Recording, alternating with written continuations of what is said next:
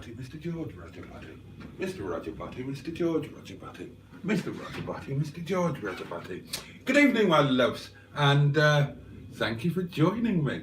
It's Boaty here, coming live in your eyes and ears. Now, first things first, there is a lot of weather here at Windy Bum, and the interweb is kicking in and out. So fingers crossed, we'll do our best, but if it all goes tango uniform, then can't be helped. Now then, right, okay, let's, well, first of all, cheers my loves, your very good health, bottoms up. And who have we got with us? If you are watching at this moment, simply type here, or buttocks, or moist, or something. I'd like to know, how many people have we got? 11 of you, apparently. So, who are you? Who are you? Let me know. And tonight, I'm going to be all over those comments. I'm going to keep up. There's not going to be any of this lagging behind, not reading your comment until about an hour and a half after you've posted it. I'm going to be on it like greased weasel droppings. Yes, I am.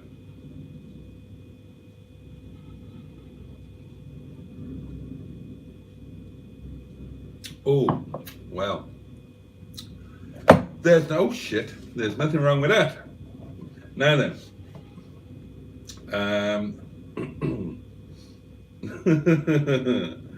Okay, so, right, okay. We'll whiz through the early comments very quickly. I shall whiz through them. You watch me. You watch me. I can go like the clappers when I try. GUU can't make it to the live stream and says that he hopes we all have fun, and we say thank you. Underscore posted some sort of a face that's too small for me to see and got his comment hidden. Jimmy Quinn is good evening, Boaty. Good evening, Boaty. How the devil are you? I'm quite well, actually, and thank you for asking. Evening all, diddly do, diddly what's it? Mustard has made a firm commitment to do a live stream when this one finishes. So I'll crack on till about 2:30, and then we can all swap over to Mustard's. That'll be fun. Now, let's see. Now then.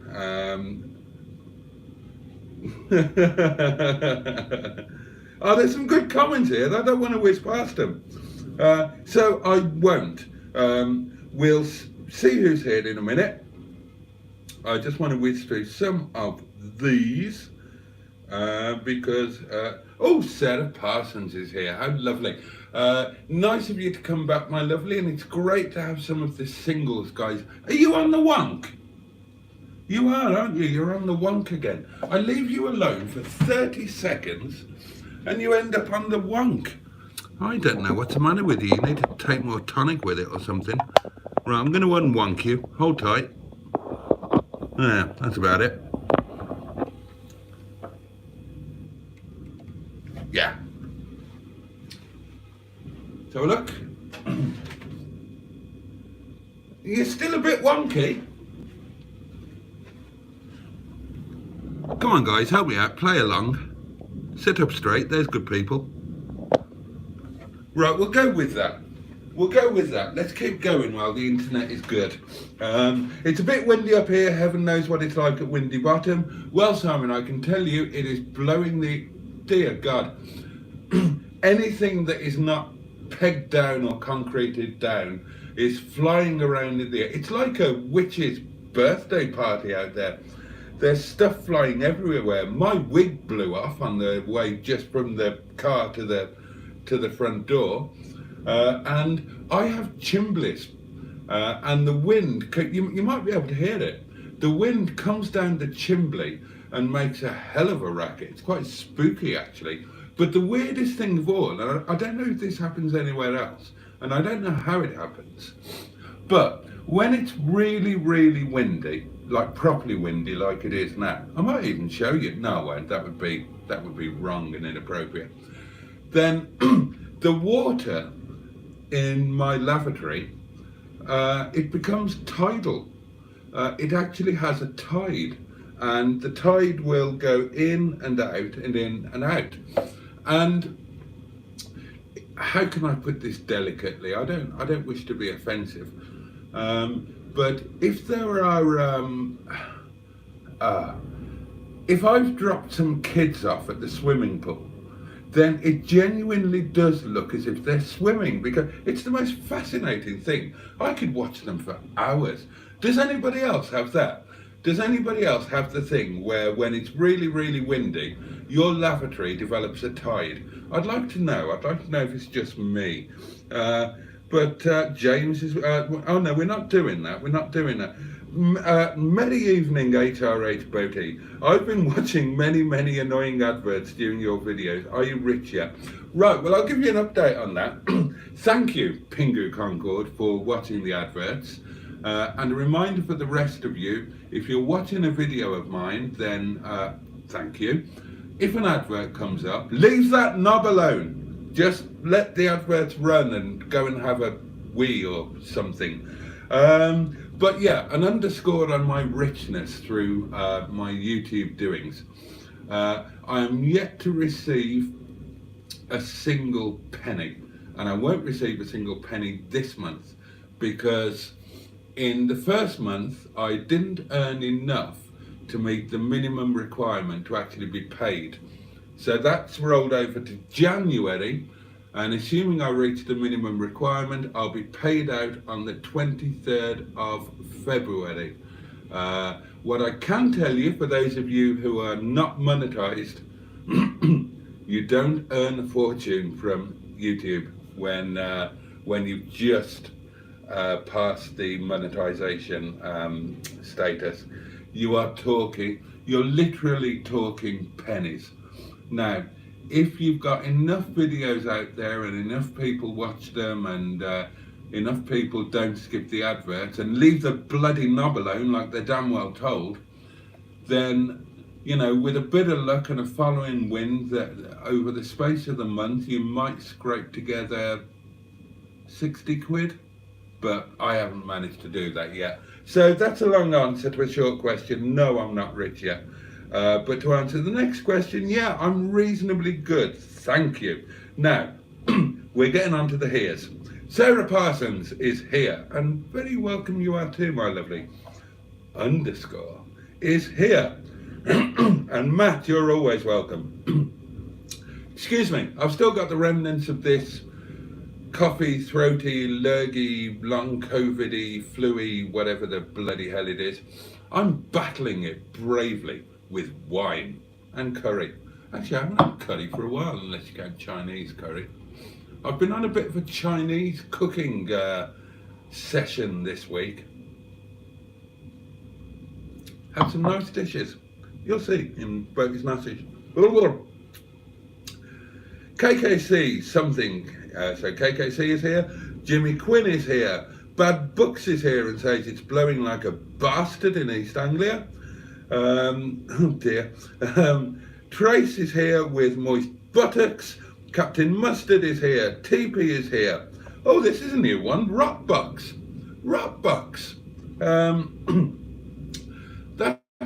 That's a new name. Welcome to my live stream, Rockbox, and it's an absolute, well, it is nothing less than a joy for us to have you here. And you are very welcome. And I hope you find something to enjoy amongst all of this drivel. Talk to the others. They all talk amongst themselves. Nobody actually listens to me. I just sit and rattle away, and I'm like background noise, like your missus having Emmerdale Farm on while you're reading a nice magazine about, no, I can't talk about that. I was going to talk about a Facebook post in the Facebook group which featured a rather naked Tiffany of I Think We're Alone fame, with Captain Mustard's face photoshopped onto her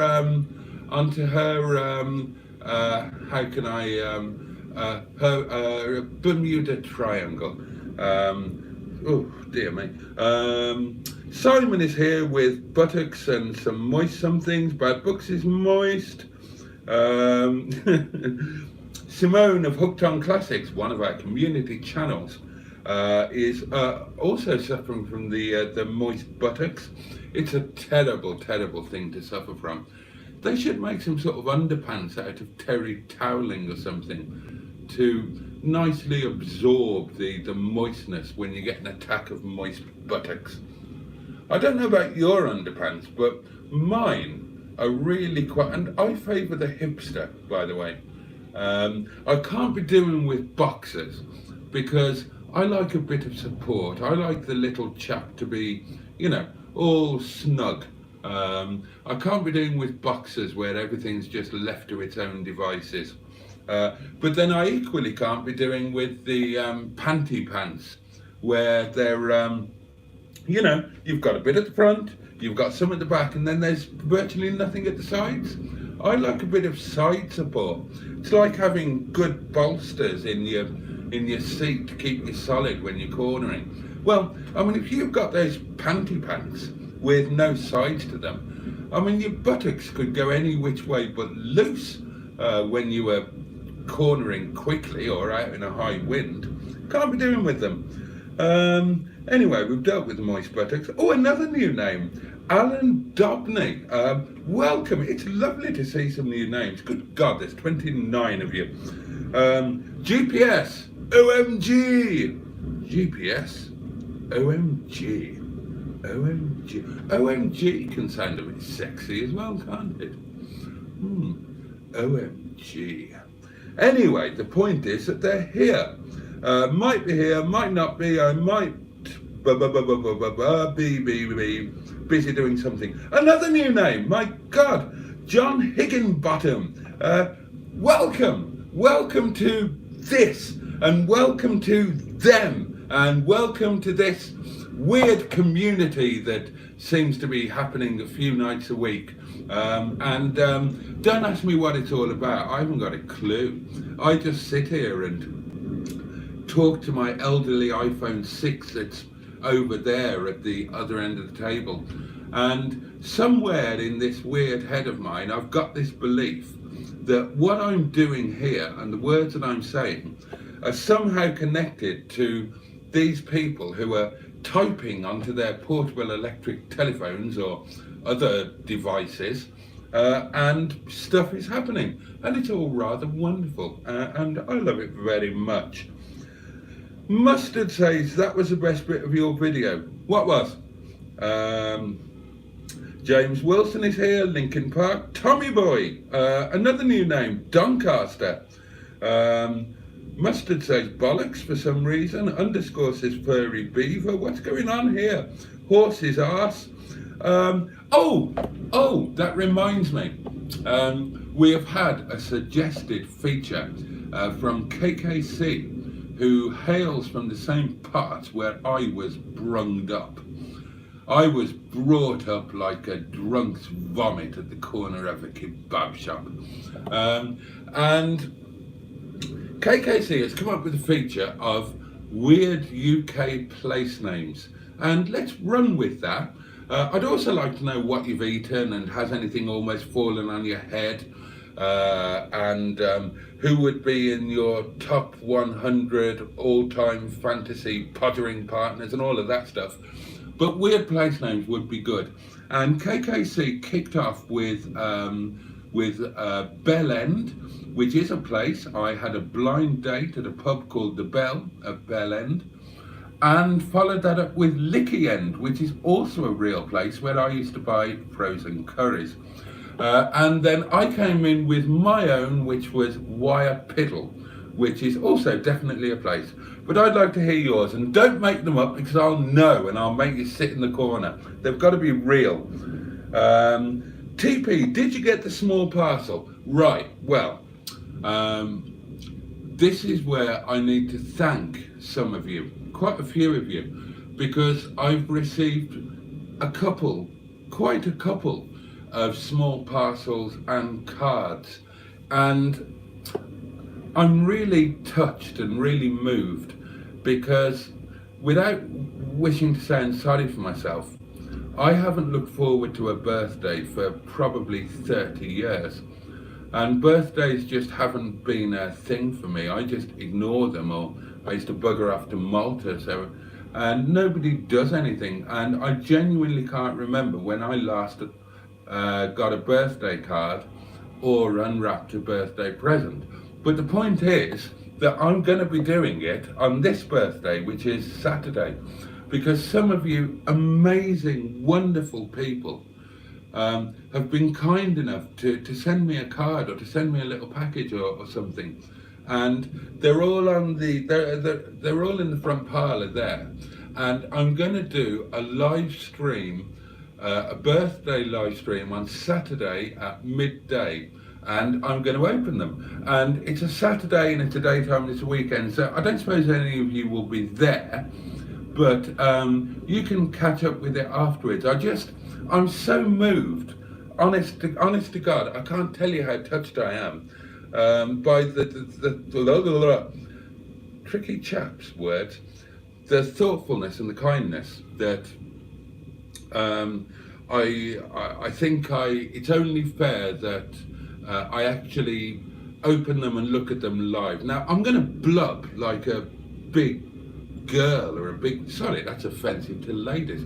I'm going to blub like a big baby, but I don't care. I'm touched, I'm delighted, I'm looking forward to a birthday. I never expected that to happen again before I coughed it. So thank you so much to everybody who sent a card or something, and I can't wait to open them on Saturday and thank you properly. So TP, yeah, the small parcel probably has arrived. There are a couple, I'm sure yours is one of them, and thank you very much. Excuse me. Yeah, we're wonkers again. And Rockbox says, balls, lovely. TP says you need a spirit level. I don't need a spirit level, I'm straight. It's you lot who are on the bloody wonk. Don't start blaming me for your wonkiness. We are both his wonkers. Anyone from Doncaster watching, says Tommy Boy. I don't know is the answer to that, but I will ask William. Is there anybody from Doncaster watching? I went on some dates in Doncaster with a lady called, not a clue. Can't remember for the life of me, but she was a jolly nice lady. And we met up at this pub on the sort of high streety bit in Doncaster. And all I can remember about it is that the gents' lavatory had a see-through toilet seat with things in it. And she was jolly nice actually. Had a few dates, two or three. And I would have been in my 40s, and after the second date, we made out in the back of my Lexus like teenagers. It was the most delicious fun. Anyway, yeah, I have got enough spirit issues in this house. Bad flooding here, but I live up the top of a hill, luckily. So your loo is a B-day, says KKC.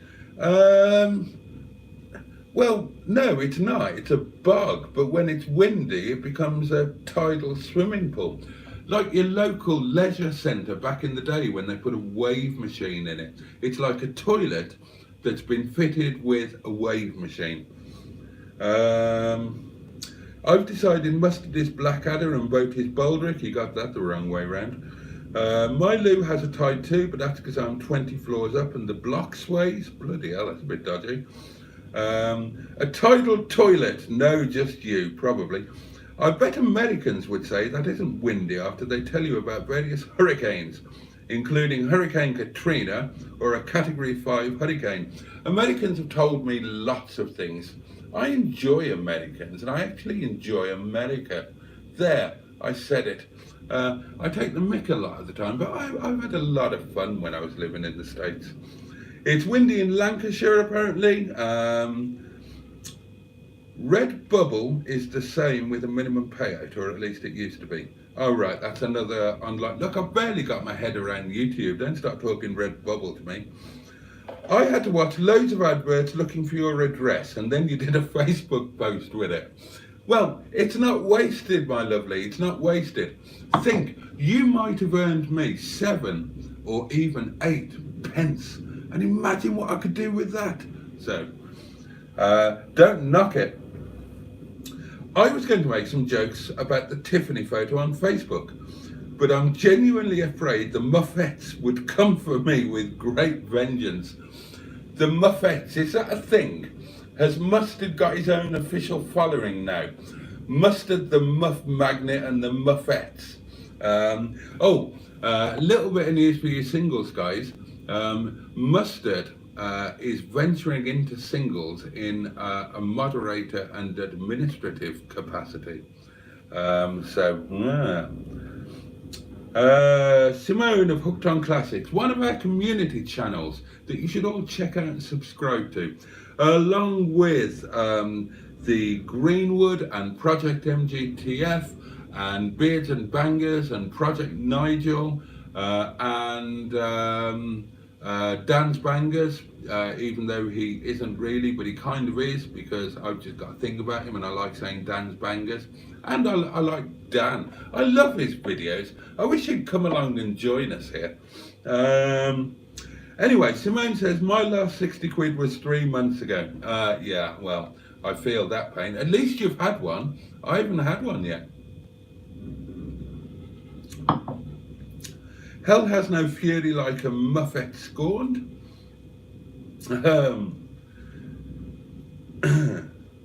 You're always competitive about YouTube stats, matey. I can't wait for Monday. I'm not doing it anymore, Mustard. I'm not doing it anymore. I'm fed up of being humiliated by your relative and comparative mightiness.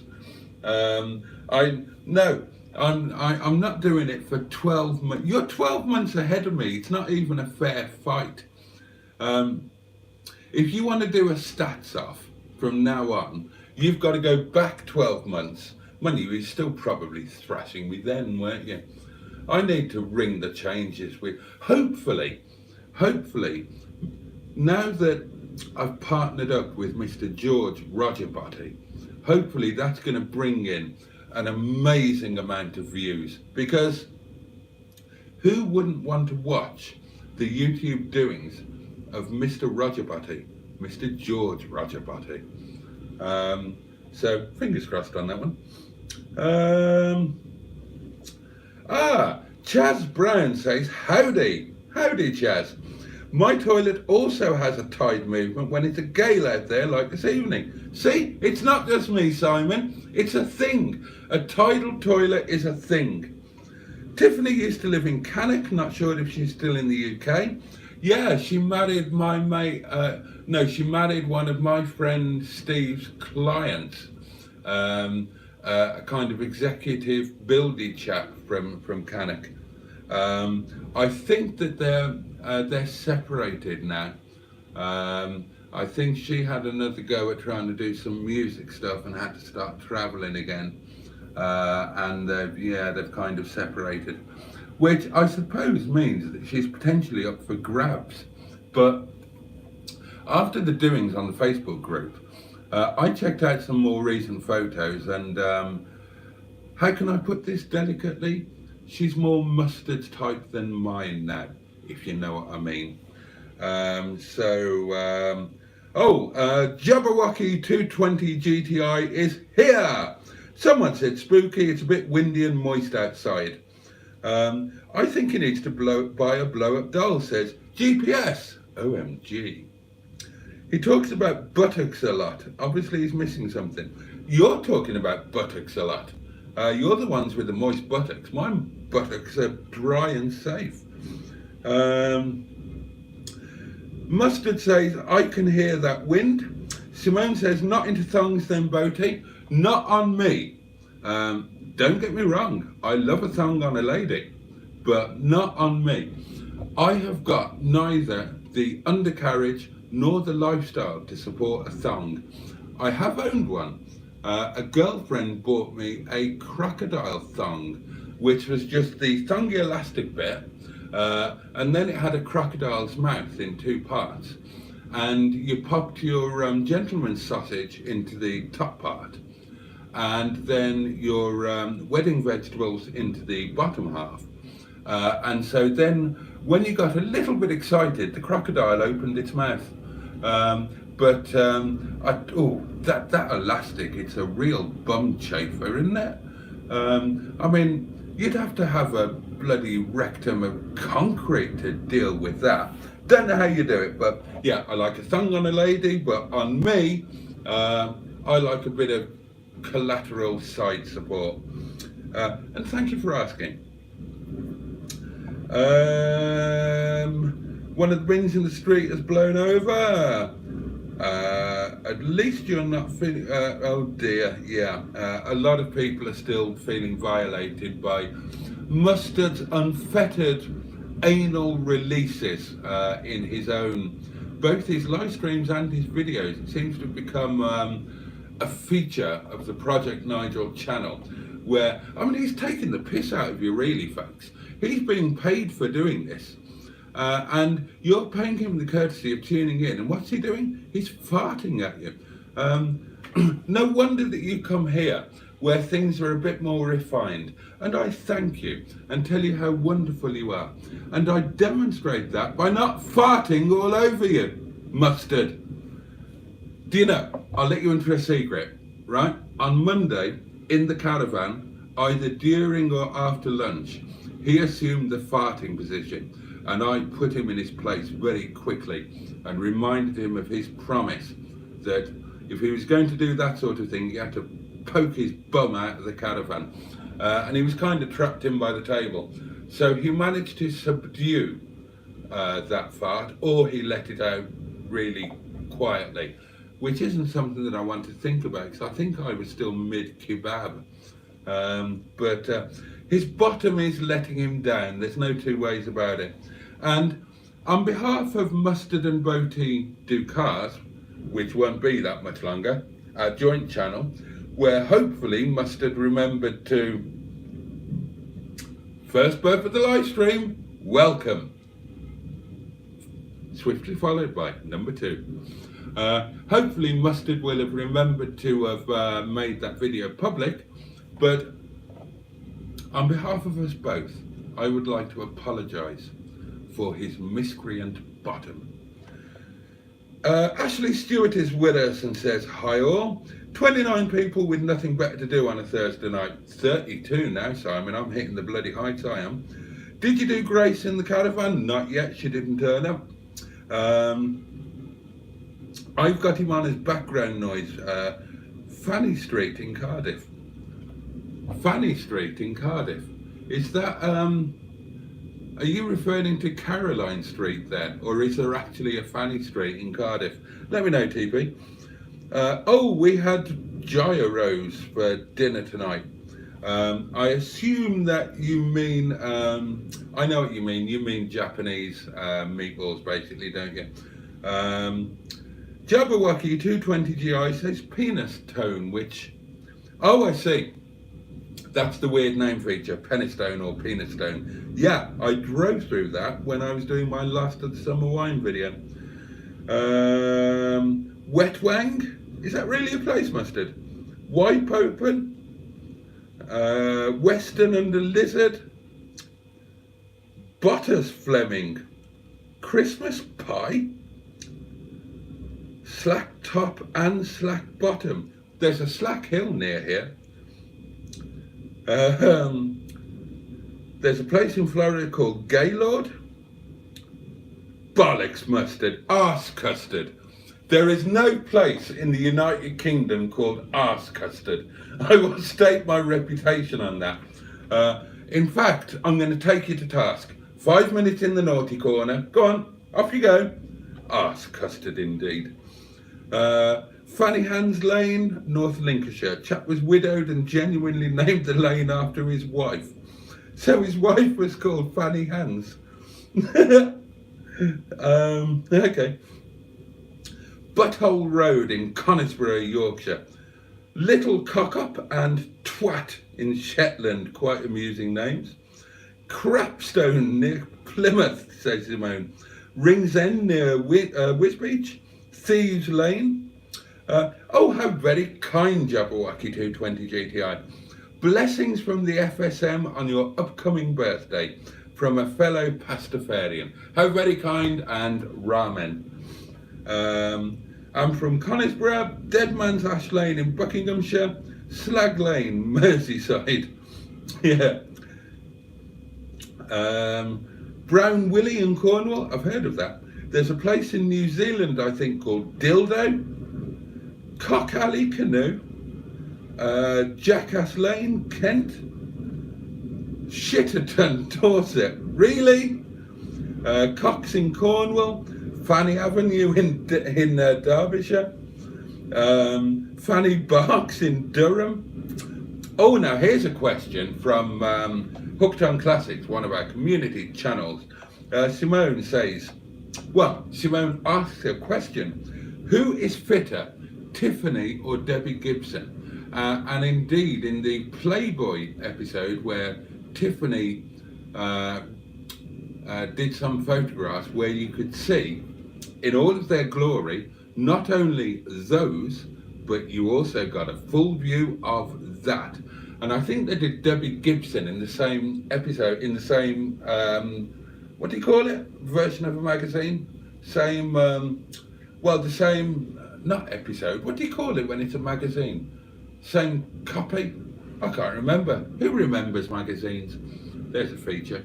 But yeah, because there was a rivalry back in the day. Now, I'm going to go early and I'm going to go hard. And I'm going to say 100% Tiffany. 100%, no question. But what do you lot say? Mustard and the Muffets, name of your band. Fingering Hoe, Essex. Bell End, Worcestershire, we did that one. I'm visiting gold post boxes, say TP, but after that I might do rude place names. Why not? Simon says, I'm on 106 subscribers now. Only a few more than I can retire and live off the income. It never was my idea, says Mustard. Yeah, I know it wasn't. It was mine, and I wish I'd never started it. Alan Jones is with us and says, evening all, great videos. That's very kind. I hope you've enjoyed the videos that have gone out so far this week.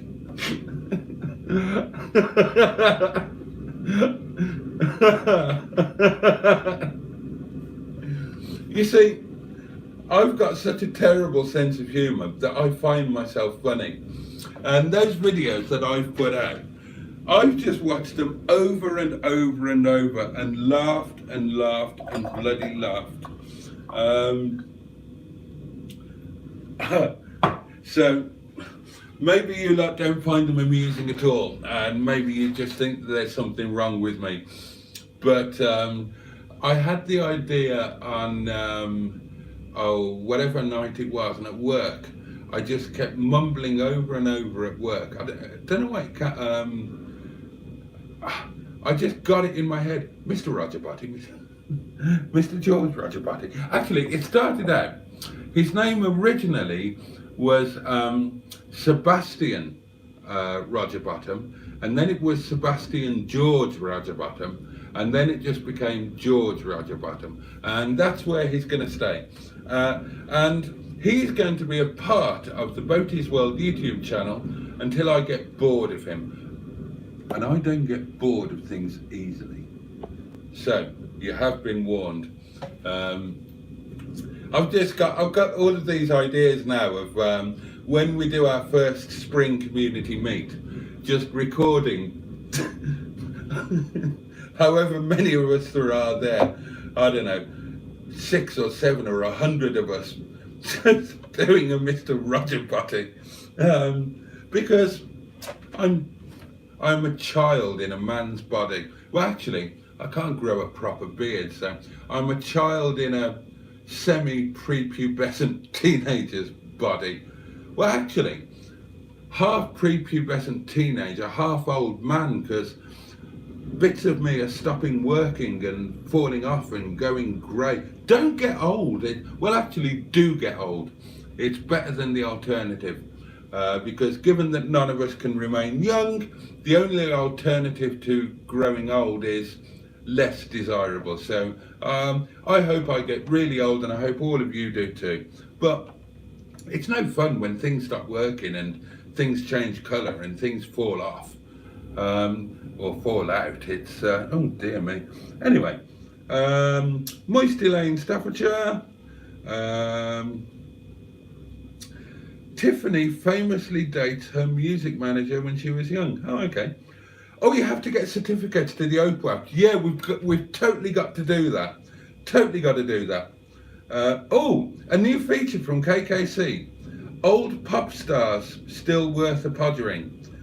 So that's OPSWAP. Can't say that without spitting my wine out. Old pop stars. So these are... Okay, so these are pop stars that they're not OPS, so they can't be OPWAPs, but they're old pop stars from when we were kids, but they're still worth podgering. That's not a bad feature, if I can pronounce it. OPSWAP. Let's think of an OPSWAP. That's not an OPWAP. They've got a few of them have kind of. I need to Google Wendy James, a Transvision vamp, and see how she's aged. I can't think of one off the top of my head that is still up for. Well, there's Kylie, I suppose. I mean, you know, Kylie's all right, isn't she? Last time I saw. I tried a thing once, admits underscore, in a confessional moment. When I realised it was backwards but still covering anything. What? When I realised it was backwards but still covering everything, I decided it wasn't for me. Oh, that's an underpants reference, I see. Sandy Ball's New Forest. Mustard's got to go early. If you fart, there's no French fancies. I am not one to break wind, as you know. You know me. You are my dearest friends. Have you ever seen me break wind? No, of course not, because I would never do that in front of another human being. It's just so wrong. Unfortunately, Mustard is a bit of a... I mean, he's a lovely chap underneath. Some flatulence is normal, but excessive farting is often a sign that the body is reacting strongly to certain foods. Maybe he's been on the kebab. Oh, Fanny Street in Cathays, Cardiff. I used to live around the people from it. Tommy Boy says good night. He's off. He's had enough. He stood for about, 25 minutes of this and thought, bugger that, I'm off. And who can blame him? Mickey Jeffries suggests Sluts Hole Lane, Norfolk. Fantastic.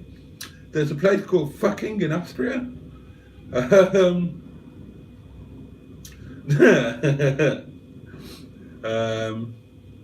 Addition, and I would have done both in the same one. Mr. Rogerbotty, Mr. George Rogerbotty. He watches his own videos, Rover and Rover and Rover. Did you have your tinkle in your hand whilst watching your own videos? I've often got my... Well, I mean, to say I have it in my hand sounds wrong. I clutch it with excitement now and then. And I don't think that's a bad thing or anything to be ashamed of.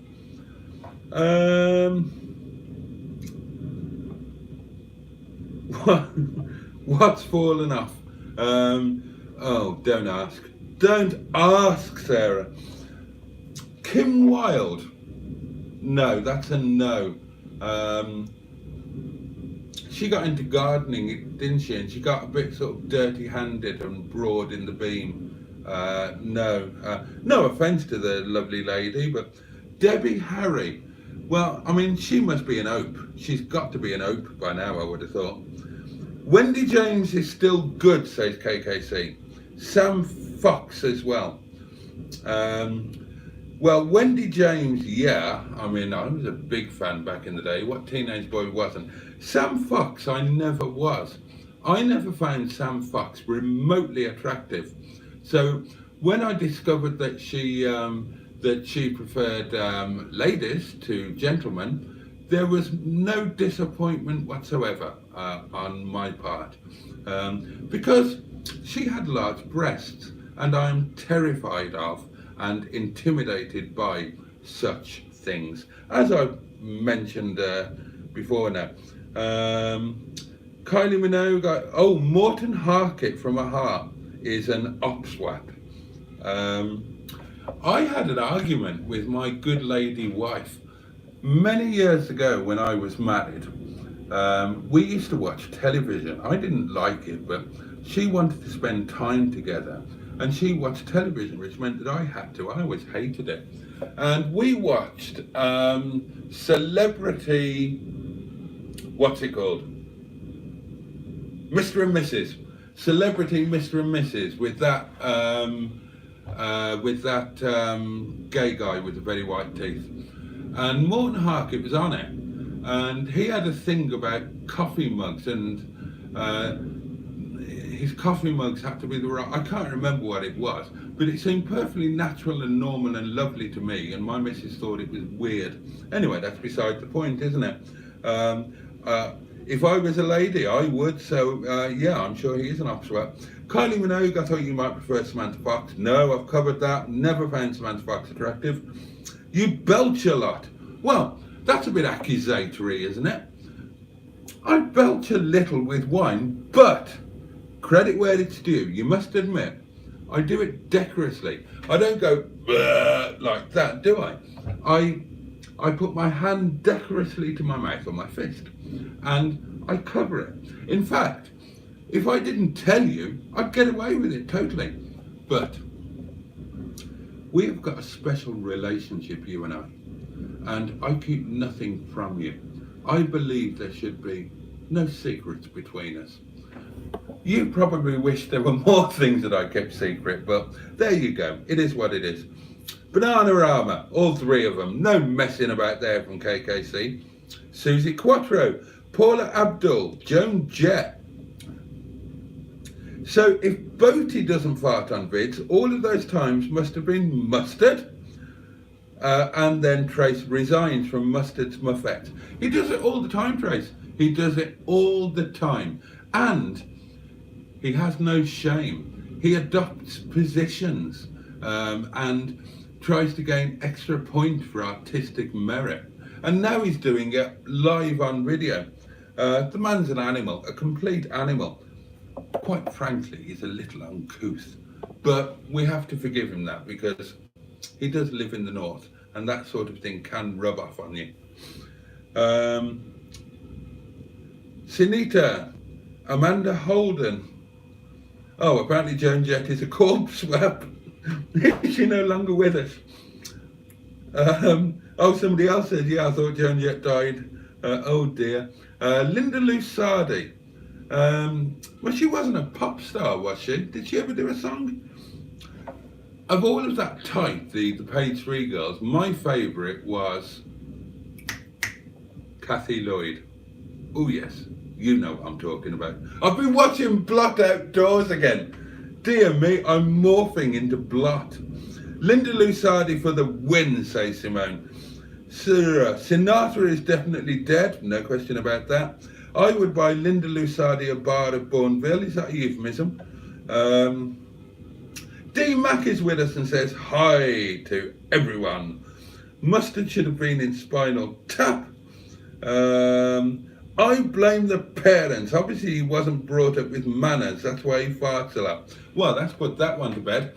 Now, if you'll excuse me, I've got something urgent to attend to, and I can, because I've actually caught up with the comments. I'm being really good tonight, aren't I? Mr. Rogerbotty, Mr. George Rogerbotty, Mr. Rogerbotty, Mr. George Rogerbotty. Oh, dear me. You get a bit lightheaded when you try to talk too fast. I can draw a breath now. That's nice. What should we talk about now then? The night is young.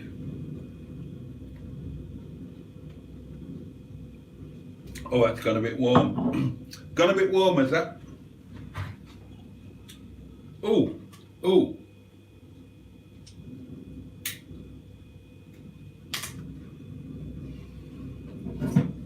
Anybody got any good gossip?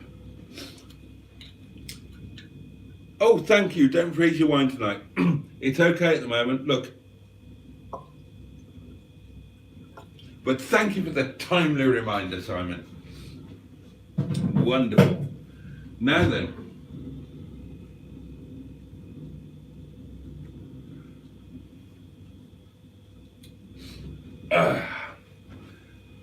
That's better. Tony Hadley. Oh yeah, that's quite a good shout. What?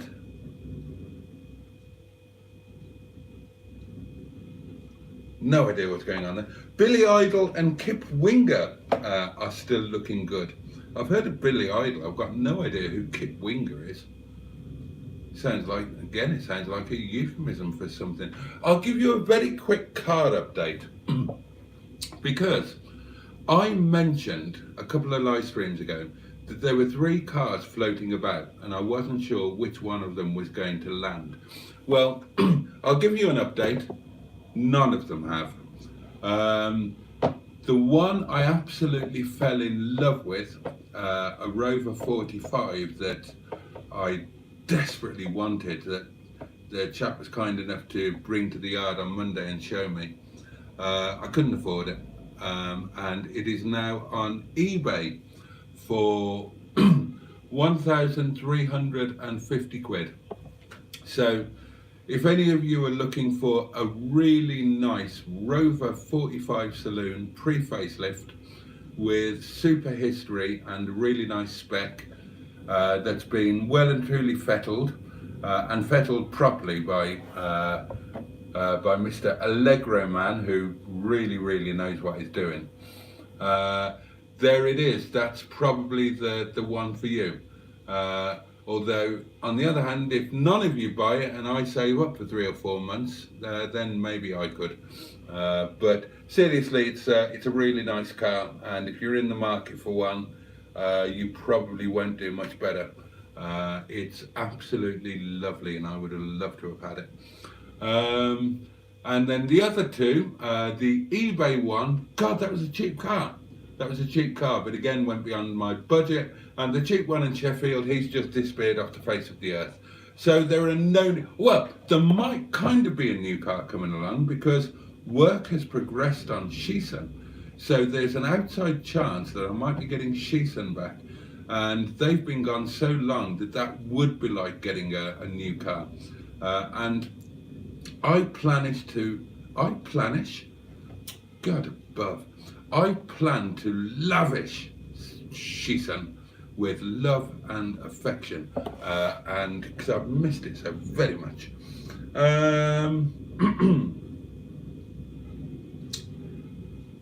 Oh, hang on. Dinosaur Dad is with us and says, have you named the caravan yet, or have I missed it? Well, no. I was kind of erring towards calling it Mr. George Rogerbotty, but I did a poll in their Facebook group, Boaty's World. Search for it on Facebook. Join today. Or don't, it's up to you really. I can't tell you what to do. I'm not your dad or your boss. It's just a humble suggestion that you might like it. You know, I don't know. Try it, and if you don't like it, you can just leave. We don't hold you prisoner there. It was fun in there today. It's becoming an increasingly pleasant place to hang out, is the Facebook group. Anyway, what was I talking about? Oh yeah, I put a poll in there about naming the caravan, and the most popular poll option is one that I can't remember. I think it's 32 Windsor Gardens. And I think, I've not Googled to check, but I've got a feeling that that was the address of Mr. Brown where Paddington lived. I think so. I think it's a reference to. See, for your pleasure, No, I didn't quite suppress it. I thought I was going to suppress that one, and I wasn't able to fully suppress it. And I was just about to pat myself on the back for suppressing that burp, and then I failed to. Well, I kind of partially suppressed it, didn't I? But I didn't fully suppress it, so I can't take credit for that. And for anybody offended by my partially, I've forgotten the word, and I've just said it 16 times. I'm giving up on this whole train of thought. So anyway, that is the most popular name suggestion at the moment. 32. Some of the suggestions, I can't repeat them, but some of them were really funny. I would love to call it Mr. George Rogerbotty, but what do you think? So no, it hasn't actually been officially named as yet.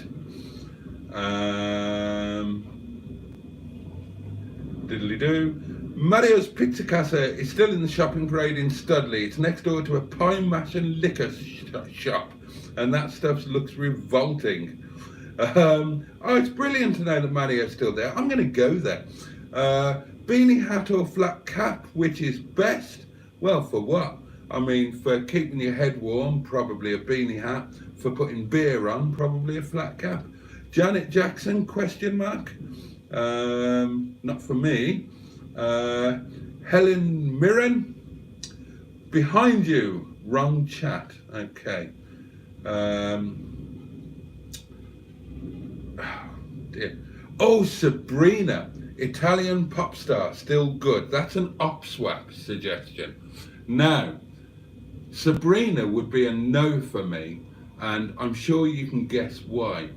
But I think in the UK, I've got no idea what she looks like now, but of course, she was a bit of a one-hit wonder in the UK, and she had a song called Boys, Boys, Boys, which in my mind was always called Boing, Boing, Boing, because she had large and dynamic buzzwams, which of course are the reason why it would be a no from me, because, you know, her examples of the breed were exactly the sort of thing that would frighten the living bejesus out of me. I mean, I would literally run away wetting myself slightly. But I remember that summer. I'm sure it was that summer where I had to go to Jersey. And of course I was racing then. And the first team gathering, whichever team it was I was racing for at that time, was, I'll tell you exactly where it was. It was in Jersey, and it was in a hotel called I think it was called the Merton Hotel, I think. I have some memories of that summer. A Norwegian girl called Monica, and one of the most cringeworthy nights of my life when I look back, because she got me to take her on a date, and I didn't have a clue. I would have been, the year I'm talking about is 1987, I think. Yeah. And I would have been like 16, I think. Was it 87 or was it 89? No, it can't have been 89, it must have been 87. Anyway, I didn't have a clue, and she got me to take her on a date down to the nightclub in the basement, and I didn't know what to do on a bloody date, and I certainly didn't know what to do with a damn woman. And all I can remember about that night is that the most popular song that was played was by Mel and Kim, and it was a song called That's the Way It Is. And in my memory, the DJ played it about 643 times. It was probably twice. And so we're there on this date with me not having a clue what to do, and after 2 hours, the DJ actually stopped the music and said, "Excuse me, you two, but have you actually introduced yourself to each other yet?" Oh God, it was painful. She gave up after, well, I mean, she stuck it out a long time. She must have really fancied me. And eventually she gave up and got herself podgered well and truly by another English guy who was obviously far more world-wise than I was at that point in time. But anyway, yeah, that was talking about Sabrina. Now then, where did I get to? Oh yeah, I got to Sabrina, didn't I? Rock band Winger was dating Rachel Hunter, who then was with Rod Stewart. That Diesel in the Yard would be a good doer-upper. I haven't watched that episode yet. I guess you're talking about the black diesel, the Mustard's got. He sent me pictures of it when it first arrived. I think he likes my name for the caravan. Anyone else get a haircut this week, says D-Mac. Hello?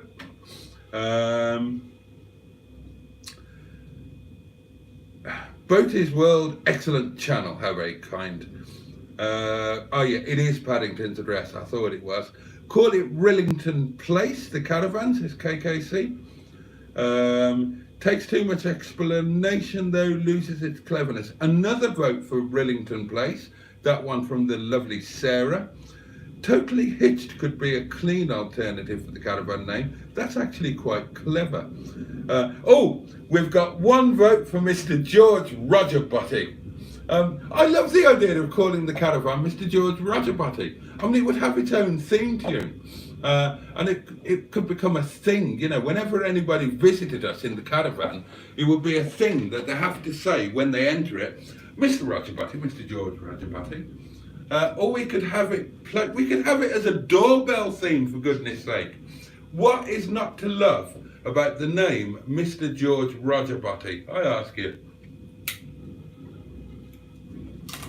And if you ask me, it's a fabulous name for a caravan with a milled ceiling. And just in case you think I'm a pervert, the milled ceiling was already there. It's nothing to do with me. Simon asks a question. What is the best pie to eat with a beer? Interesting question. Oh yes, of course. GPS, OMG. Their offering was HMS Shitbox. Minced beef pie, cow pie. That replies to the pie feature. Paddington's Palace suggests Pingu Concord. Well, no, because that makes it all about mustard. Same as Nigella. It shouldn't be all about mustard. It should all be about me. Let's call the caravan me. So it's all about me. No, it should be about both of us, of course. But it shouldn't just be about mustard. I'm fed up of having to hang on to Mustard's coattails. He's the muff magnet. He's the successful YouTuber. He's this, he's that. And what am I? I'm just, I'm like a bit of fecal matter hanging onto an arse hair. That's what I am. God. On Saturday, I'm going to be the same age as Mustard. How scary is that? Because he's all old. He's old.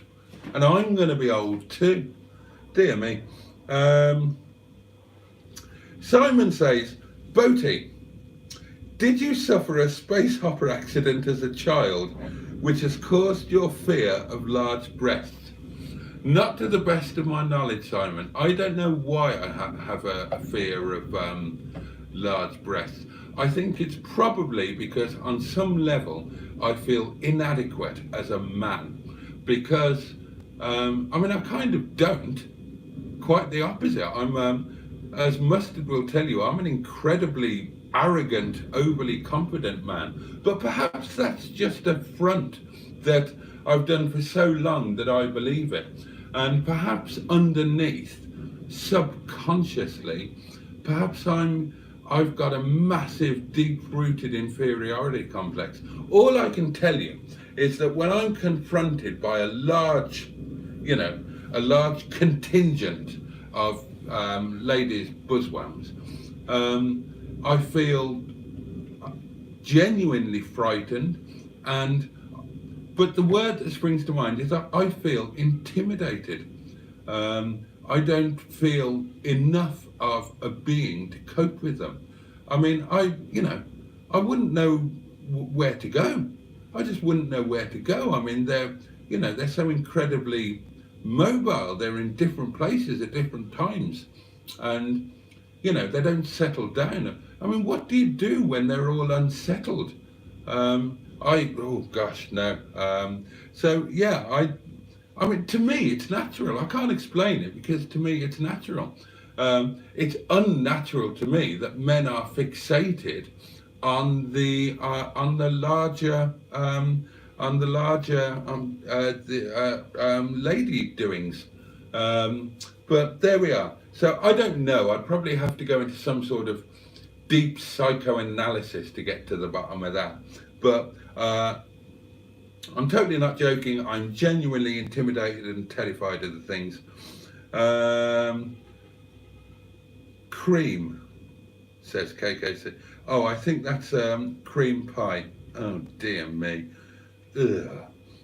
Let's have more Chinese madam stories, Boaty, says D-Mac. I've got a lot of Chinese madam stories. I'll wait until one springs to mind and until one presents itself. Unless there's a particular story on a particular subject that you would like to know. I mean, some of the stories are a bit bloody worrying.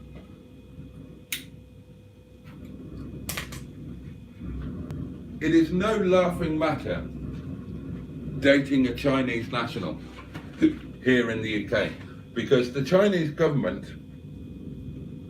I think I've told you before, I had my phone tapped, I had scary messages, I had people turning up to the door, we couldn't talk in the house because we thought the house was bugged.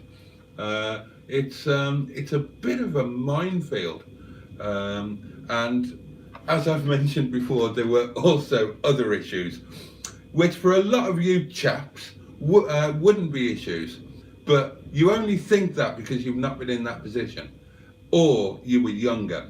If you were my age and in that position on a daily basis, the novelty soon wears off, let me assure you.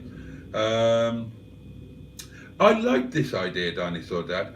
Sir Henry Morgan, a 17th century Welsh buccaneer, famous for plundering the Spanish Caribbean. I thought that was an excellent name for the caravan. Elizabeth Montgomery, Bewitched. I'm not sure which feature that is a suggestion for, but she was lovely, wasn't she? Call it Wind Farm. Sabrina, 1987. It was 87. Yeah, I remember. So that was the year that I was out in Jersey. I was too young to turn fully professional, but I was racing as a semi-pro, and the team meeting in the team hotel was in Jersey. That was the first time that I flew, and I flew from Roos Airport, Cardiff Airport, to wherever the bloody airport is in Jersey. St Helier, is it? I can even tell you the airline. It was, or maybe I can't. I wanted to say DAF. It wasn't DAF. Dan Air, that was it. On this bloody elderly turboprop, and that was a baptism of bloody fire. I bet a lot of you, younger generation, have never flown in a turboprop, and it is so different to a jet. You think you've experienced turbulence in a jet. It is, I'm telling you, a turboprop, totally different kettle of halibut. My God. But yeah, that was the first time I flew. When was the first time that you flew in a heliplane, and where did you fly from and to, and what sort of aircraft was it? There's a feature for you. Call the caravan farting. No, there's not going to be any farting in there. I'm not having it. It's too confined a space. And I'm not one of those, I'm in many ways, in some ways I'm a very blokey bloke. In other ways I'm not. And I'm not the sort of blokey bloke that thinks it's funny to sit around farting and fart on other people or hold them down and fart on them and all of that. I'm not that sort of bloke. I'm really not. And the idea of breaking wind in a two-berth caravan, even though it has got a brand new skylight, is quite frankly abhorrent to me. And I won't stand for it. I'm going to put my foot down with a bloody firm hand. You see if I don't.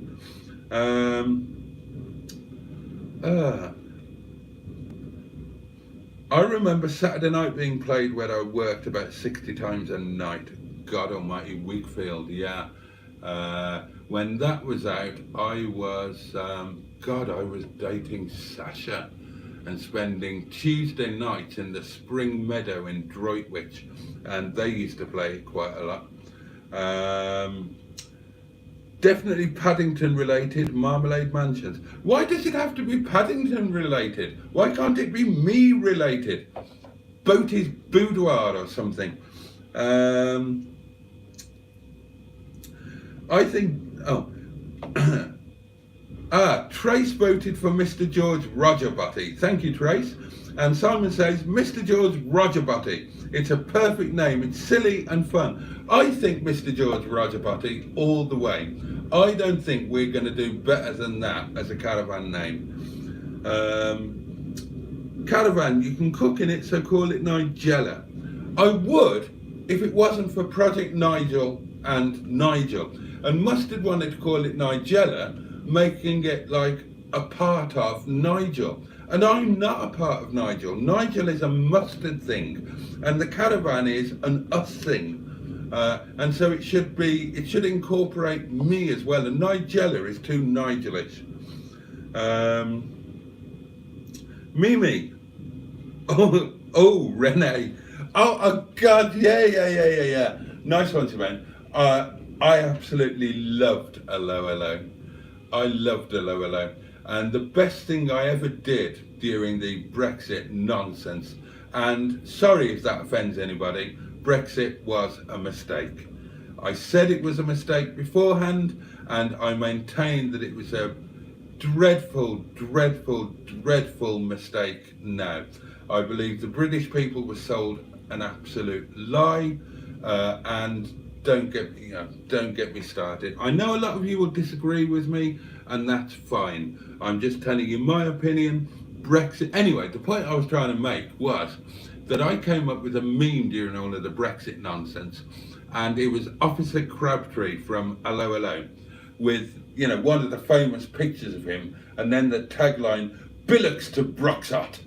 And I was really quite proud of that. I loved Hello Hello. I mean, that was, simple British double entendre comedy at its best, wasn't it? I was just pissing in the street. The flashing nub. And of course, little Mimi. What's her name? Vicky Michelle. She was a fine figure of a woman back in those days, wasn't she?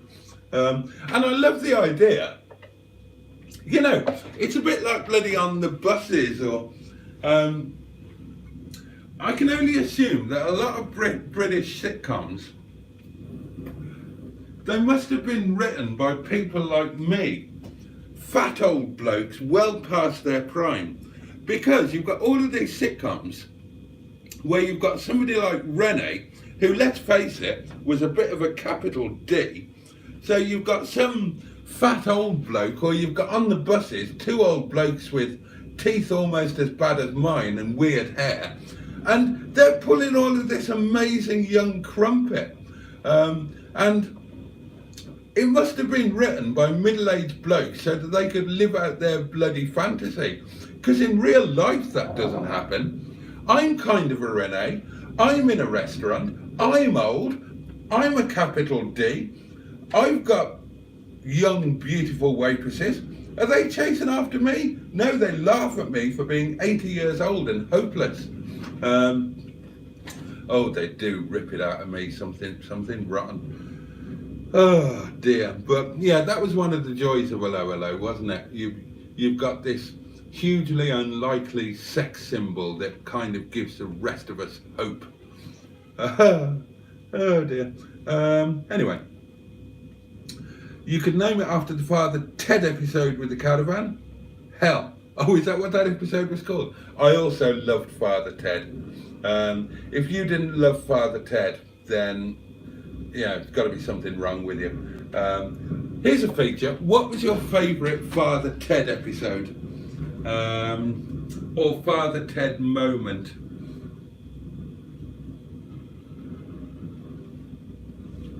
Kicking Bishop Brennan up the arse. That's got to be well up there, hasn't it? I've got to kick Bishop Brennan up the arse, and he won't like that, I can tell you. Oh dear. And you know, what a cracking ending to that one. The doghouse is a compromise for the caravan. You and me. What's that about books? What's that? What's that in relation to? Oh, is that a caravan name? You and me. Call the Maravan MILF Hunter. Oh, Pingu Concord. Do you want to go halves on the lovely 45? Have you seen it? Yeah, I'd be very interested in that. Have you actually seen the car? Do you know the car? It used to belong to, you probably know it because you're in the scene much more than I am.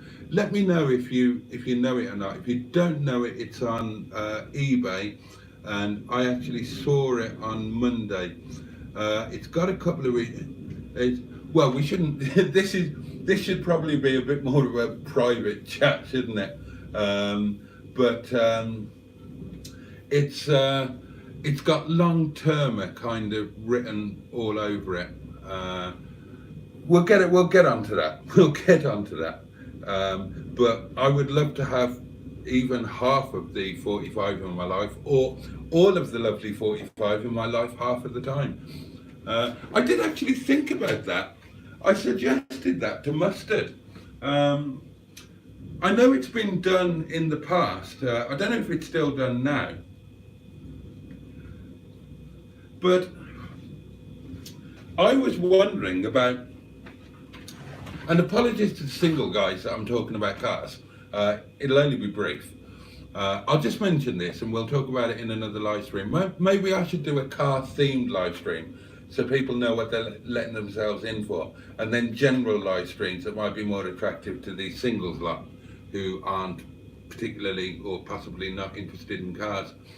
But I had an idea for buying cars as a collective, or you know, sharing our existing cars with other people, and they share with the running costs, something along those lines. But yeah, that could possibly have legs. But Pingu, yeah, let's talk about that. Let me know if you know the car, and if you don't, I'll let you know what I know. That's exciting. I did fall for it, big star. Actually, I fell for it the first time I saw it in the yard at a Project Nigel meet. Anyway. Hooked on Classic says, I knew a girl back in the 90s. Each side of her chest was as big as a human head. Yeah, and how did that make you feel? Hooked on Classics. Cabin Fever. Good name for the caravan, I think, because both of you have a fear of sleeping in the same caravan together. Do you bloody blame me? Right, ladies, don't you answer this, because I probably know the answer. But lads, seriously, how would you feel about sharing a 2-berth caravan with Captain Mustard for a night? A drunk Captain Mustard? Let me know.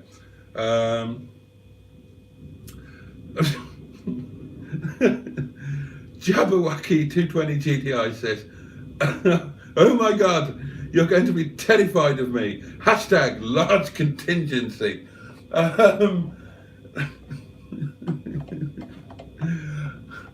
I don't have a social fear of large contingencies. I'm absolutely fine with them in a social environment. I meant unwrapped and coming at me with a vengeance.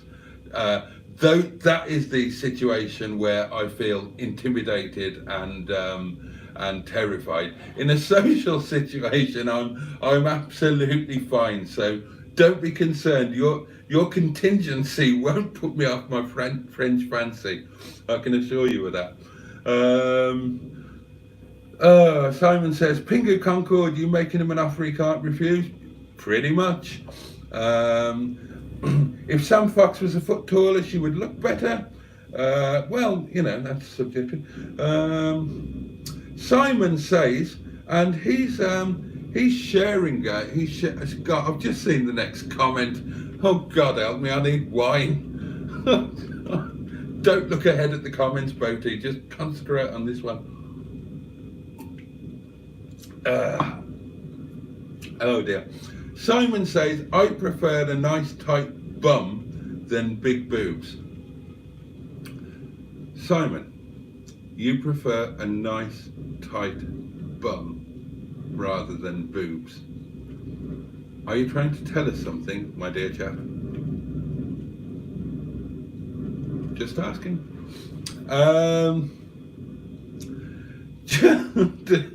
This is the one I read in advance. Just for you, Boaty, I'll wear a bra on Monday. Can't be in two places at once. God.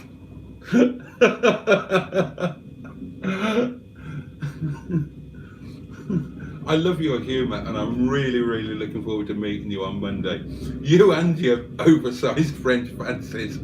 Oh dear. Call the camp at Windy Bottom on tour. Move away from the idea of caravans and farting. Not happening. Oh, hello. Simon did follow up. Maybe tight was the wrong word. Yeah, I think it was. I mean, I know what you mean, Simon, but I'm going to tease you mercilessly anyway, because you know me. I'm a total bastard, and that's the kind of thing I do. Sam Fox, no need for a life jacket at sea. Lol. Plundering, says Simon. Isn't a pirate just a camp Viking, says underscore.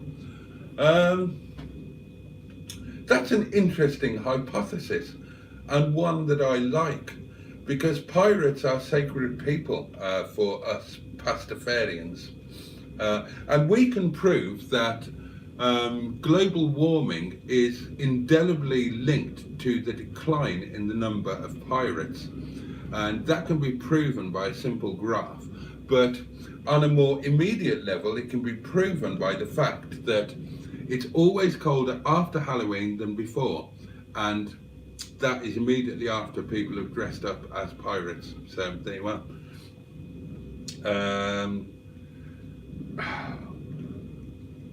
Oh, Sarah Parsons, the lovely Sarah, one of our singles contingent. So yes, folks, that incredibly gorgeous lady, and she's a hottie, she's single. How? I don't know. She's in a singles group of 10,000 people. Probably picking. I flew on Dan Air on my first flight.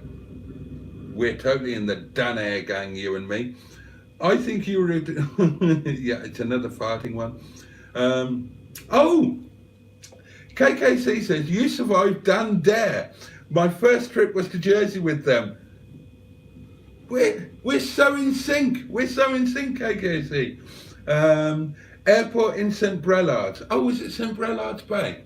You know, when I said that the Merton Hotel was in St. Helier, I almost thought was it in St. Brellard's Bay. I know I've been to St. Brellard's Bay. Probably getting the two mixed up. It's only about half an hour flight, but it's choppy. Donna Air, what happened to her? Asked Simon. And then he answers his own question by saying she became a real estate agent in America, apparently. Donna Air, that rings a bell. Donna Air. I know her from something. Wasn't she all tall and slender and willowy and lovely? Hooked on Classic says, I flew once. I crashed my Kawasaki and I landed 6 feet away. Ouch. Dan Air flew comets well into the 70s. Doesn't surprise me. Bloody hell, comets, they were. Well, comets were jets, weren't they? And weren't they the jet that had the dodgy windows? And when they got to a certain age, the windows blew out and they crashed because the windows were the wrong shape. I'm pretty sure I'm right in that.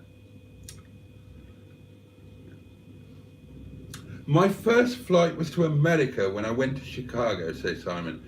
Well, it wasn't my first, but it was one of my most frequent. I flew to and from Chicago any number of times. Excuse me. Donna Air went full Barbie, apparently, says underscore. The ferry to Jersey was terrible. 7 hours of storm, says TP. Never done it. The one and only time I've been to Jersey, I flew. First flight was Cardiff to Mallorca, aged 18 with friends. They played Here Comes the Sun as we landed. That's quite cool.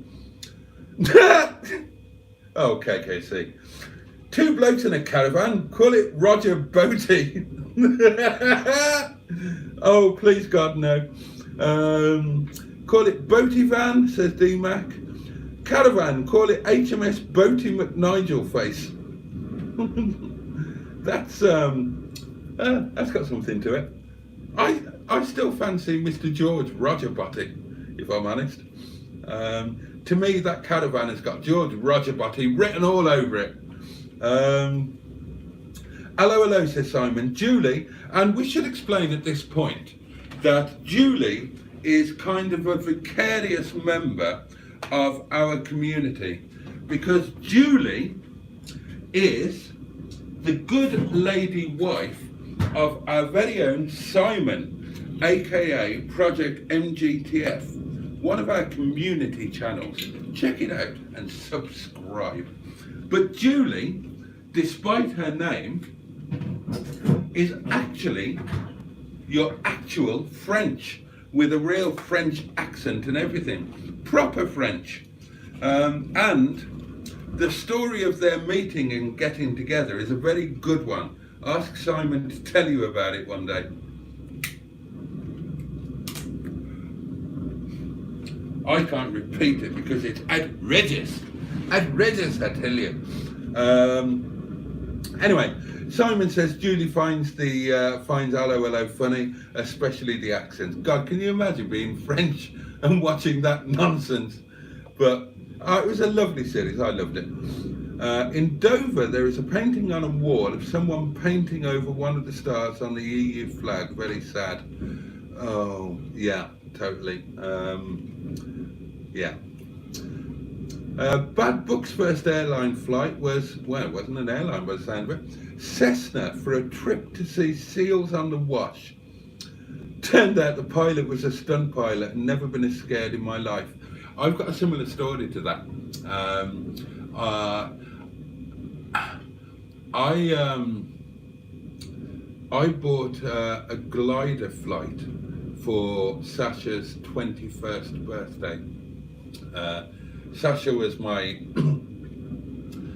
she was either a girlfriend or a partner or or possibly a fiance. She was all three at one point or another.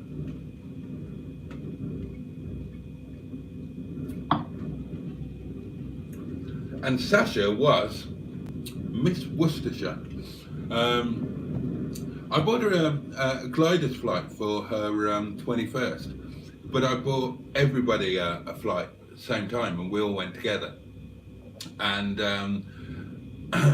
I went up with a guy who was a stunt pilot, and he mentioned it, and I said, you know, feel free, go for it, I'm okay.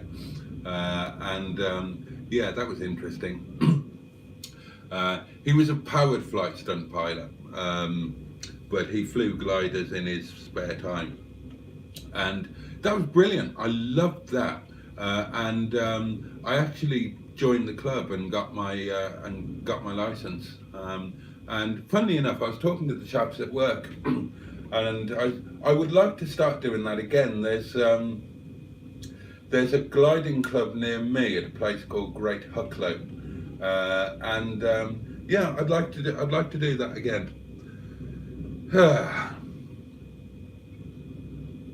Bad Book says to Simon, is the painting of Banksy? You're right, very sad. That is really sad.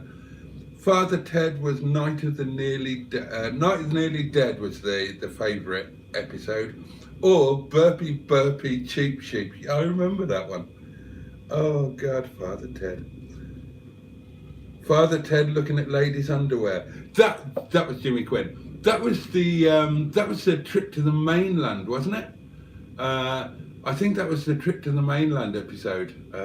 God, we need to watch those all again.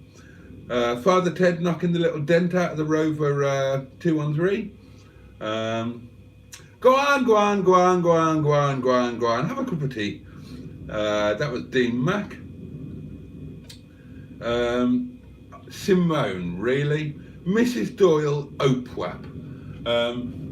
Well, not the character Mrs. Doyle, I would suggest, but the actress who was no, I'm buggered if I can remember. But yeah, the actress was right. Yes, You and Me van name, but it was a kids program with Johnny Ball.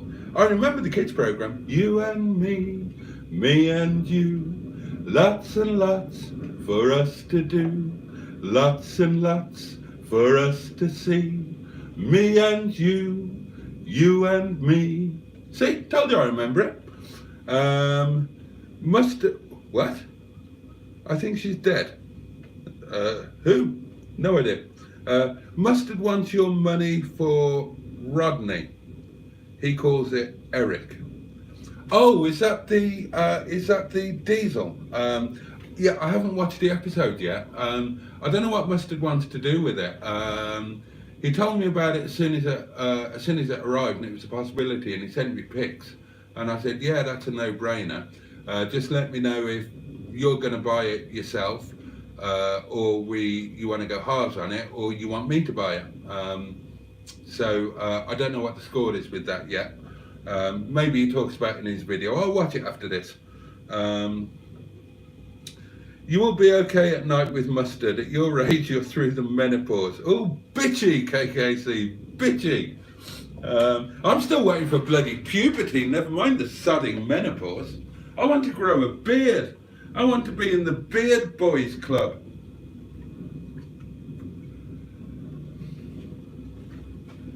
It's really annoying. I'm really hairy elsewhere, and then just patchy. I can grow a good moustache. I can grow a good goatee, but here, a bit patchy. Well, very patchy. Let's be honest.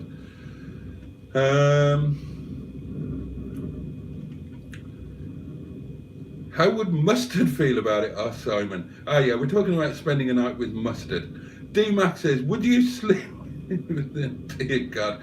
I'm interested in these, right, yeah. I shared a two-berth caravan, says Bad Books, with my brother and cousin. One on the floor in the middle, and my Staffy Bull Terrier. They could out-fart me, including the Staffy. That's one of my biggest bloody fears. I bet he farts in his sleep, Mustard. I bet he does. He's that type of chap, isn't he? Dinosaur Dad.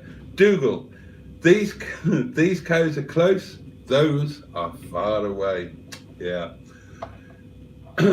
If Chinese Madam was in the caravan, would anyone in chat stay the night? Hang on, let me try and work that out. If Chinese Madam was in the caravan, would anyone in chat stay the night?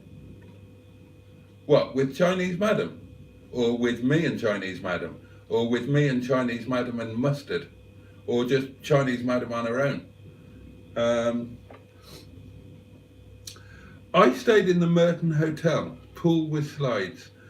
What I remember about it, I don't remember slides, but I do remember it had an incredibly high diving board, and I thought, yeah, no problem with that at all.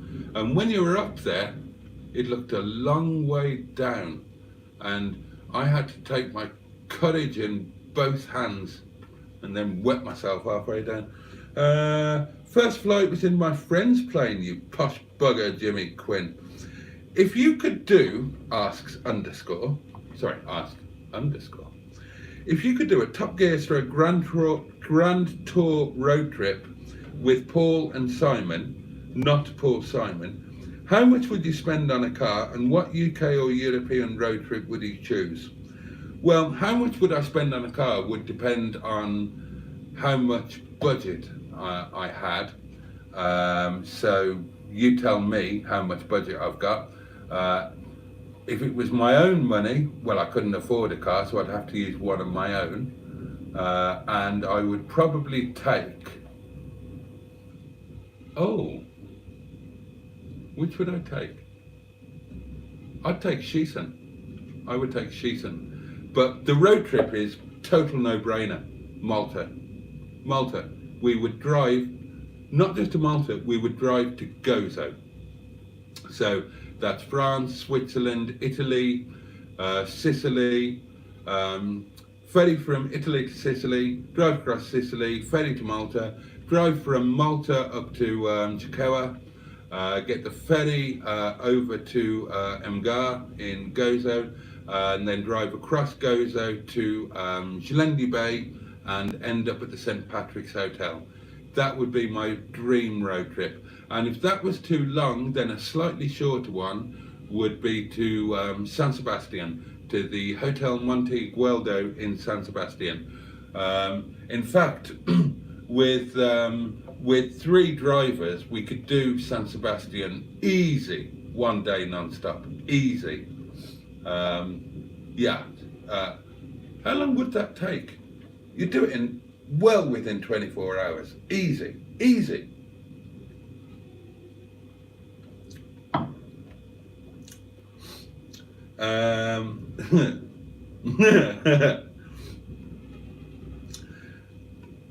Okay. Oh, and what type of car would you choose to be the vehicle of the road trip? Questions open to me, Simon, and Nigel. Oh, if I could have any car for that road trip with Mustard and Simon.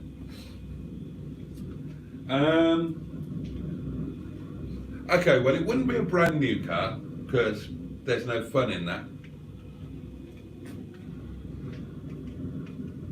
You know what?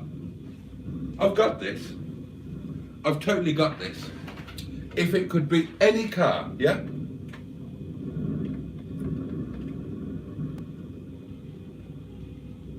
Yeah, I've got it.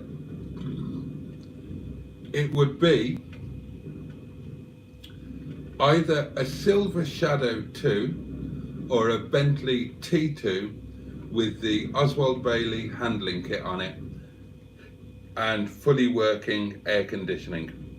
That would be my choice. Over to the other guys. The Mrs. Doyle actress was only about 30 in the first series. Sorry, I'm reading on to the next comment again. Dinosaur Dad. I remember this. Call I'm not going to get this out without laughing. Call me by my proper name, you little bollocks.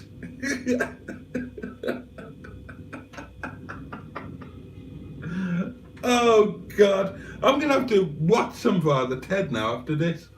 That's what I'll do. After this, I'll watch Mustard's latest episode, and then I'm going to watch some Father Ted. I did have VHS videos. I had all of them on VHS, but I lost all of my VHSs when I sold the cottage in Wales. Oh, there's a story I'll have to tell you one day. The cottage in Wales. That's one of my little dreams. I'll tell you a very quick version. I sold my cottage in Wales in auction after a flood, and it was part of a deal with my now ex-wife. And part of the deal of us getting back together was that I sold the cottage in Wales that we'd had that was mine, but we used as a holiday and weekend place. And I had to sell that and put all of the money into the marital house to show commitment. And I did. And then, of course, 2 or 3 years later, we divorced, and I lost the house and everything else. And amazingly, because of where the cottage is, it's really sought after land. So when I sold it, I knew what would happen. Where the cottage was, it's a place called Weingron near Pontnesfecken, and it was all small cottages or bungalows on big plots of land. And every time that somebody died and a place got sold, it got razed to the ground, and some huge posh 8-bedroom place was put up in its place. And my cottage was the most commanding position, kind of 12 o'clock, top dead centre, looking right across the valley to Rogerbotty Mountain. Stunning, absolutely stunning. And I knew that it would be knocked down and rebuilt with some modern thing. And from the day I sold it, I couldn't go back to Wales. I was so heartbroken that I couldn't go back to Wales. I couldn't go back to my village because I knew how much it would upset me, and I never did until Chinese Madam came along. And as I mentioned to you before, when she came back from China and moved in with me, previously she'd done her master's degree in Swansea, and she owned a property in Swansea and had friends there. And she still had stuff in Swansea. So not long after she moved in with me, she wanted to do a road trip to Swansea to pick up some stuff to bring back here. And so we did it. It turned out to be the first of many.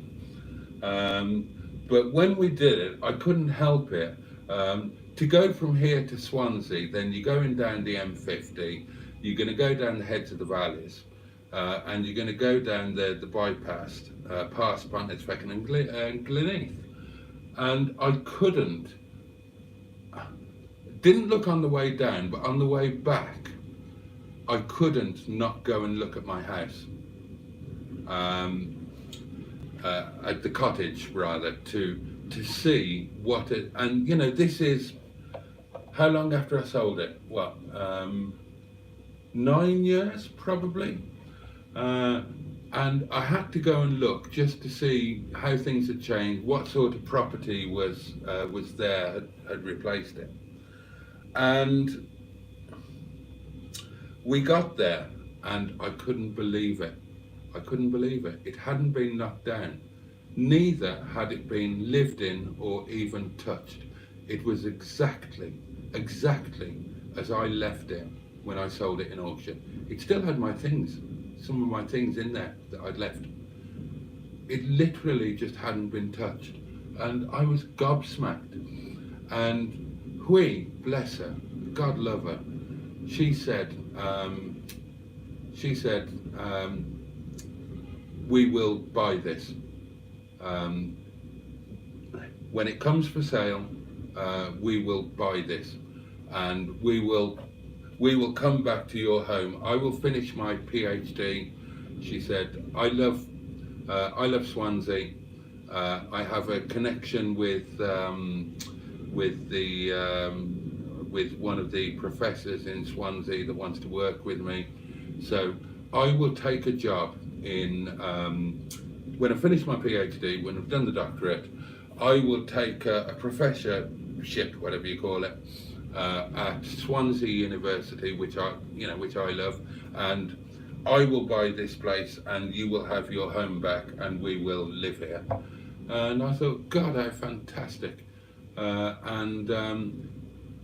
You know, I obviously forgot she'd promised to do that when I dumped her, because that would have been, oh dear, that would have been fabulous. Anyway, why was I talking about that? I've got no idea what I was talking about that. I've got no idea which comment. Anyway, underscore says, if every subscriber of each channel donates £1, that's your budget. For what? For the car for the road trip. Right, okay. How many subs have I got? So that would be what, about 1,500? Well, if I've got 1,500 quid, can't I just buy one of the cars that I've already got and just pay myself the money back? And then I could spend it on wine or something, and then I'd take Sheeson. If I had any more money, then it would be Shadow 2 or a T2. Oh, don't freeze your wine, says Simon, and then calls me a muppet. And rightly so, Simon. You are right to call me a muppet. Oh, Simon. Just about in time. Well shouted, sir. It's getting to the time that I should think about going, isn't it?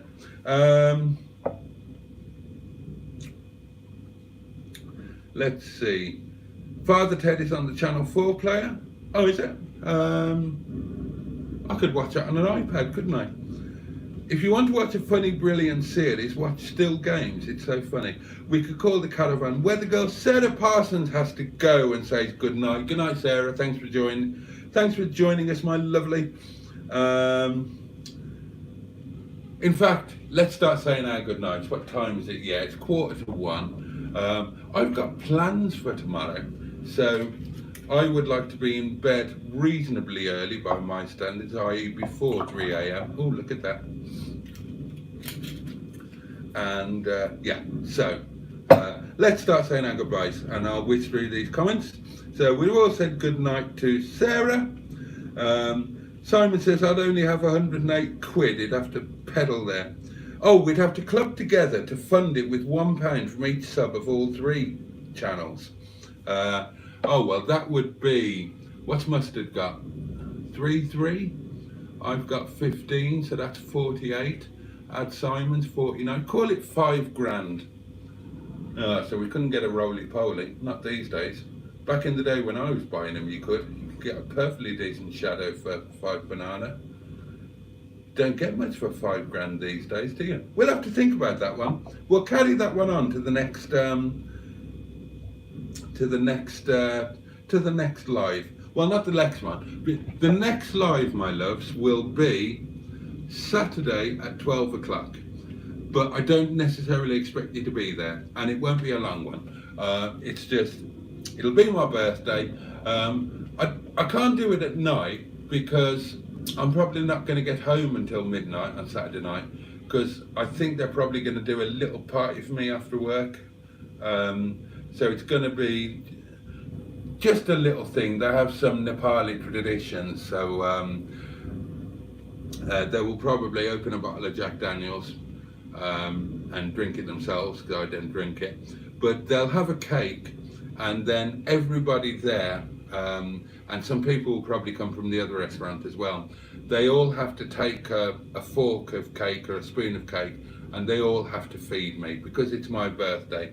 They all have to not just give me food, but they have to literally put the food in my mouth. It's a Nepali thing. So I couldn't do it at night.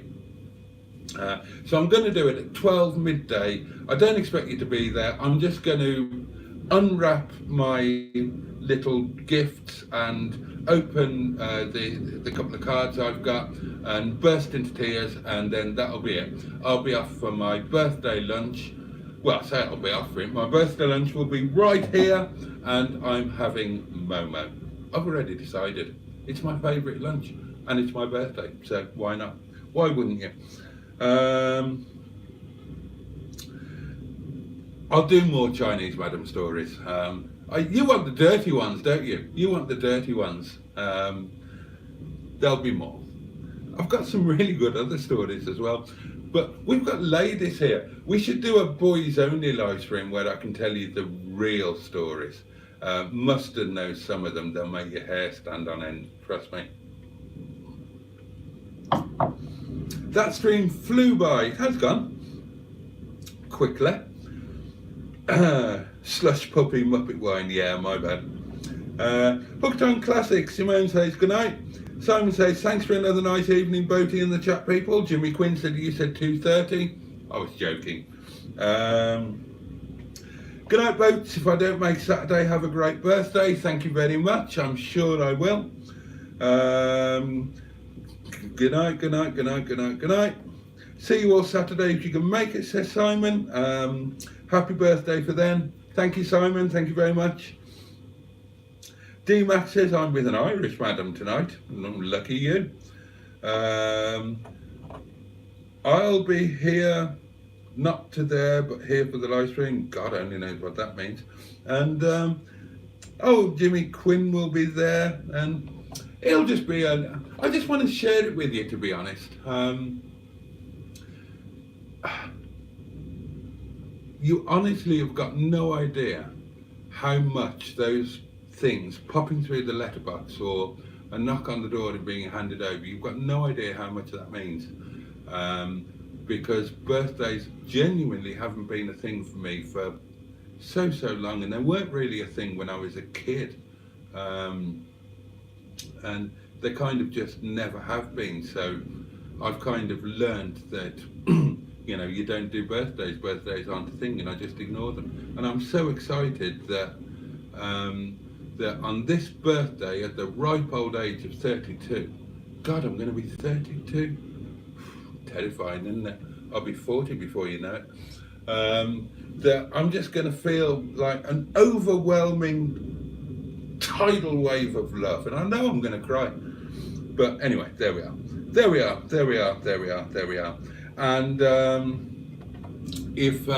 so not including Saturday, the next live stream will be on Monday, and I think we'll go at 10 o'clock again, but I'll put it out well in advance so that you guys don't get caught out. What do you think, 10 o'clock or 11 o'clock? I think maybe an hour earlier is better for people, especially on a Monday. So yeah, there we are. Mr. Rogerbotty, Mr. George Rogerbotty, Mr. Rogerbotty, Mr. George Rogerbotty, Mr. Rogerbotty, Mr. George Rogerbotty, Mr. Rogerbotty, Mr. George Rogerbotty. I love the idea of, Stephen S. Paul has just arrived, just as we're saying goodbye. I'll give you a couple of minutes just to say your final goodbyes, or some Mr. Rogerbotties, and then I'm going to turn it off and think about what I've got to do. Supper I've got to do. I've got something I've had really good food this week, and I've got something a bit special for my supper tonight. You'll see what it is in time. But it's been absolutely lovely. Thank you for joining me. Thank you for being here, as always, and thank you for all of your support, however you support, watching the videos, watching the... Oh, hello. Oh, fair play to you, D-Mac. Lucky boy. Oh, really? Good lad. So, yeah, there'll be videos out at normal time, 1919, and they should be going out all the way through until Monday, I think. You should be getting one every night, because I recorded a right load of crap on Monday. So prepare to be inundated by a load of crap. You've got 2 more episodes of the lunch video to come. And I've not watched them yet, but I think there's some good stuff in there. Mustard said there was some good stuff. I think there was some highly inappropriate stuff. Mustard has got it into his head that we are in some weird way married, like work husband or work something, and he keeps talking about being married and husband, and it's really weird, and it's quite funny in the lockup, and even quite funny in the car, but when you're in a sodding 2-berth caravan, it's a bit disconcerting. But anyway, you've got those to come, and then on Sunday and possibly Monday you'll have the silly ones where we were playing the silly games, trying to guess YouTube channels and whatnot.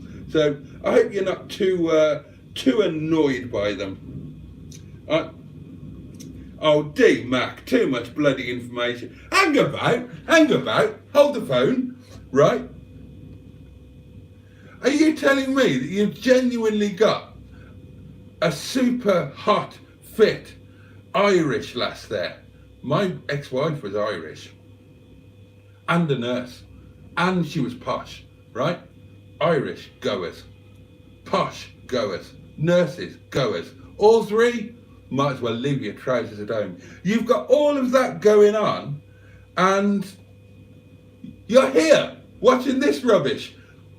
Get off with you. Go on with you and crack on with it and make the bloody most of it. Fill your boots, mate. Oh dear me.